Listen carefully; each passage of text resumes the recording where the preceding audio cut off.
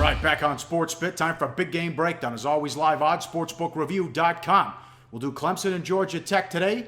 And then on Wednesday's show, the Texans and the Patriots in Utah and USC. Clemson, 10, 57 the total. Paul Johnson, the last two times as a dog against Dabo Swinney, has beat him outright. And don't forget about what happened last year. Florida State came to town and Georgia Tech shocked them, Teddy. Yeah, I mean, Johnson's been a real good home dog over the years. As you mentioned, he beat Swinney each of the last two times, including 24-6 the last time here in 2014. That's the fewest points in the 9 years that Swinney's been on the job for Clemson. And you talked about the win over Florida State as a home dog here last year. Now, Clemson got the revenge for that loss last year. They beat them 43-24, a 7.5-point home favorites, and it really wasn't that close. They outgained Georgia Tech by more than 300 yards in that ballgame. If it were not for a handful of big plays for the Yellow Jackets, it would have been a lot worse than the 19-point loss that they suffered. Not all option all the time here with Georgia Tech. Justin Thomas, 19-38 for 335 with a touchdown and no interceptions, but he's the leading rusher. They don't have a lot of explosive backs, Teddy. No, I mean, I haven't really been overly impressed with Georgia Tech this season. I mean, the one game I saw him in was that early start game in Ireland. It wasn't pretty offensively for the Yellow Jackets in that contest because of that lack of explosiveness. That being said, their defense looks pretty good. But, it's hard for me to get to the window betting against Deshaun Watson. I mean, the guy's only a junior. But he played road games versus 4 bowl teams last year and won them all. Played the ACC championship away from home. Played the playoffs away from home. This is a quarterback with plenty of road savvy. And for most teams, especially on a short week, man, it's really tough to prep for Georgia Tech.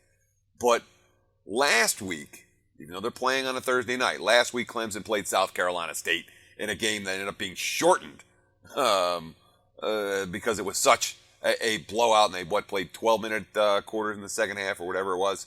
They were favored by 53.5 in that contest.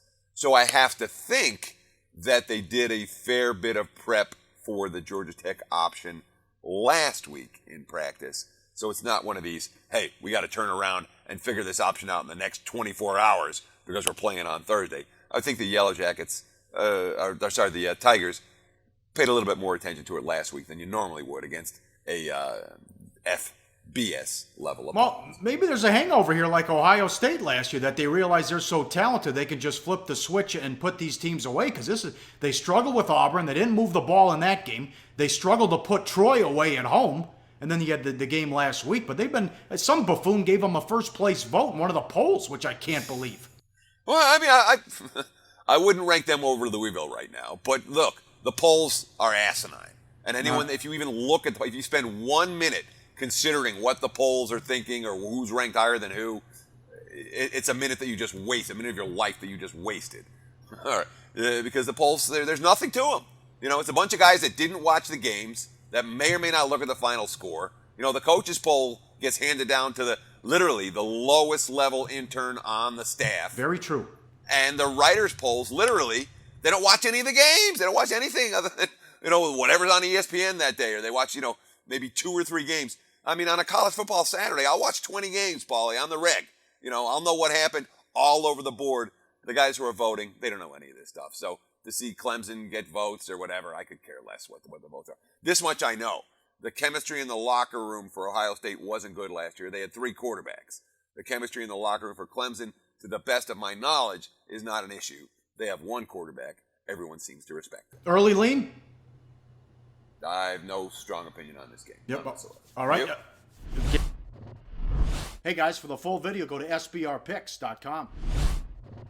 So we're giving you picks every day, and you're probably making your own as well. Be sure to participate in SBR's weekly Twitter Bankroll Challenge. Just post your picks on Twitter with @SBRSportsPicks and the hashtag BetSBR before 1 p.m. Eastern Standard Time every day, Monday through Friday. We'll be betting your picks, and if the bankroll is positive at the end of the week, you could win the profits. Picks must be of events taking place that day and available in at least one of the major sportsbooks shown in our Best Sportsbooks page.